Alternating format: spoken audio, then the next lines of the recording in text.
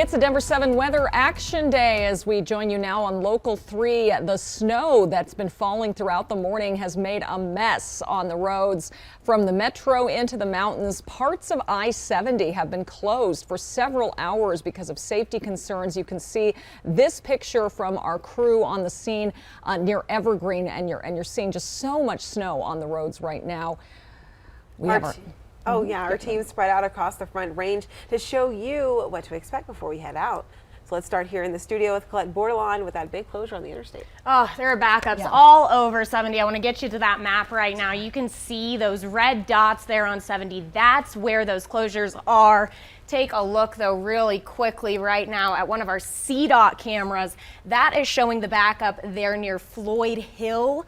Oh, I would not want to be stuck in that at this very moment. But there are two other closures that I want to tell you about a little bit closer to Genesee. So if you take another look back at our map, you can see where those two are right now. If you take a look closer to here, this one, 70 westbound between C470 and US 40 closed because of safety concerns with that winter weather. We have another view from one of our CDOT cameras there showing that backup there near Genesee. Oh, this is actually near Floyd Hill still, but once again, 70 just an absolute mess this morning. If you can avoid it, I definitely would. Yeah, and you're going to find on most of our cameras, Colette, up and down the Front Range, it's going to look like this. Here's the view from Lyman right now, where we're seeing obviously some snow-covered conditions there. Slushy, icy, snowpack, depending on where you're at. Take a look at some of the snowfall that's still coming down. It's going to continue for the next few hours. Most of our alerts set to expire at noon at midday today, but until then, we're going to pick up even more snow up and through the foothills, likely another 3 to potentially 5 inches up and through the northern Front Range mountains. It's a bit more of a mix down near Pueblo, stretching east toward La Junta, where we've got a little rain mixing in with it. But here in town, here's a look at some additional snowfall, anywhere from 1 to about 2 inches here from Denver north up to Fort Collins. A little bit heavier for the Palmer Divide and up and through the foothills and mountains too. Temperature wise, it's pretty chilly. We're in the low 30s right now. We're only going to see mid to upper 30s here by this afternoon, so it will be a cold one. Stacey Donaldson now live outside where the snow has been on and off, a little bit heavier at times. The wind's also picking up, so I know it's making it feel quite a bit colder out there for you.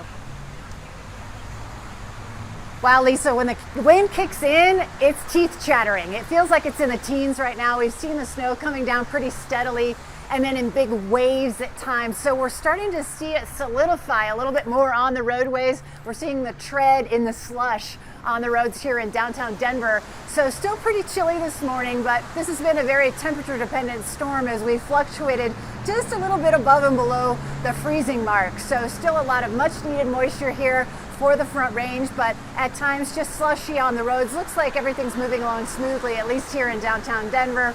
A little worse, of course, as we've been talking about off to the west.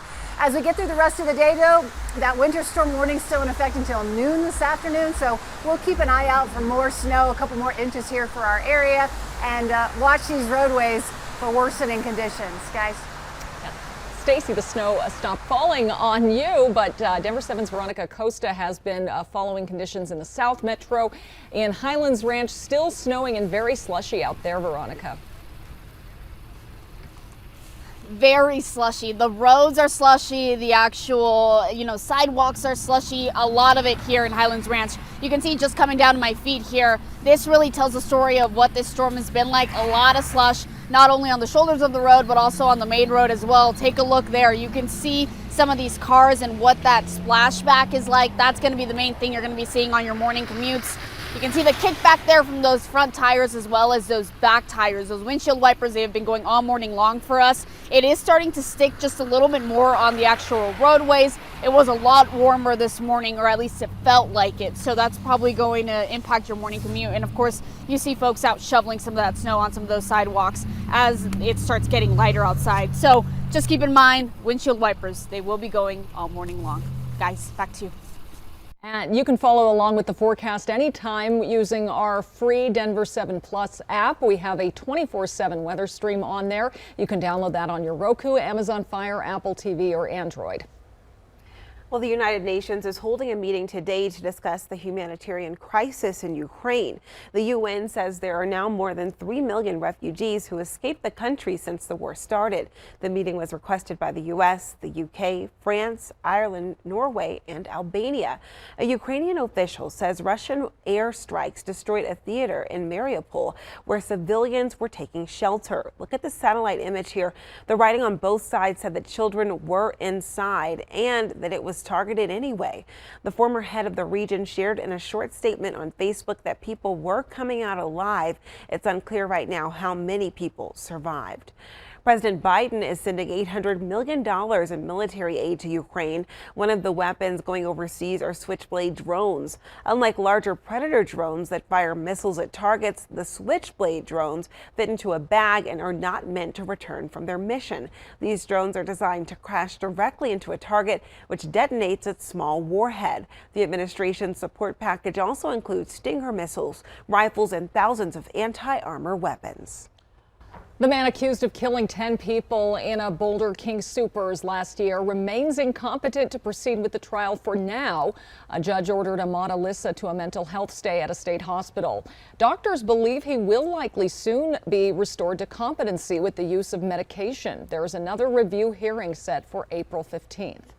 A woman accused in a suspected road rage shooting is now in custody. Commerce City police say Destiny Edwards was arrested Wednesday. Investigators say Edwards shot another woman after their vehicles crashed last Thursday morning. She's facing a charge of attempted murder.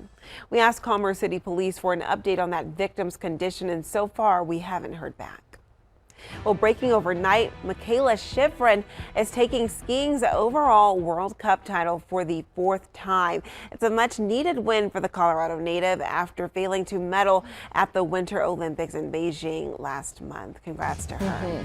Well, excitement has swept over Broncos country as we are officially in our Russell Wilson era. The Broncos introduced Wilson as the new quarterback Wednesday.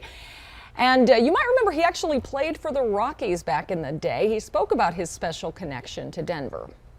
Denver was a place that has meant a lot to me over the years. But to know that this is a winning football team, you know, if I was gonna waive my no trade clause, you know, it had to be to a winning football team. These guys are winners back here, and so I'm excited about it. It's a winning locker room. So it's about the players. You know, it's about the players. It's about obviously a great coaching staff and the organization.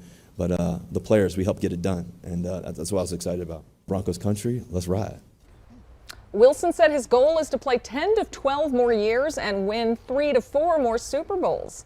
The Broncos tweeted this picture showing Russell and his wife Sierra holding up a Wilson jersey. They titled the picture King and Queen of Broncos Country. And if you want to get your hands on a jersey, you can order one right now through the Broncos fan shop on the NFL's website. 6 of the top 10 best-selling jerseys right now are Wilson. You can also find them at the team shop on the south side of Empower Field. Well, former Broncos star Von Miller will not be returning to Denver. He has signed a 6-year, $120 million deal with the Buffalo Bills. Well, from the football field to the basketball court, the CSU's men's team is getting ready for its first round in the NCAA tournament. 6-seed CSU is taking on 11-seed Michigan. Tip-off is at 10:15 a.m. in Indianapolis. The Rockies kick off their spring training games today. The team is playing 21 games in 20 days. The Rockies and the Arizona Diamondbacks share a spring training facility in Tucson. Salt River Fields at Talking Stick. It's the most panoramic spring training park in all of baseball, in my opinion. We have mountain views, 360 degrees around the ballpark. It's stunningly beautiful. The architecture, the land that it's on. It's the only Major League Sports facility built on Native American land. Tickets start at $15 for the lawn area. The Rockies are welcoming a new player, KRIS BRYANT, signing a 7-year, $182 million deal to come to Colorado.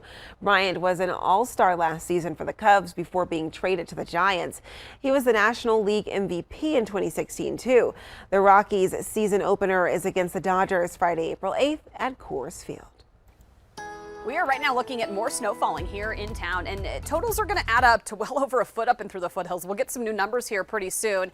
Right now, expecting another 1 to 3 inches in and around Denver. It's going to be heavier south and west of town. View from Lyman right now, a mix of conditions on the roadways from slushy to wet, some heavy wet snow out there, but It's also good precipitation. We'll take a look at how much more we're expecting and the timing of the storm, Colette, coming up.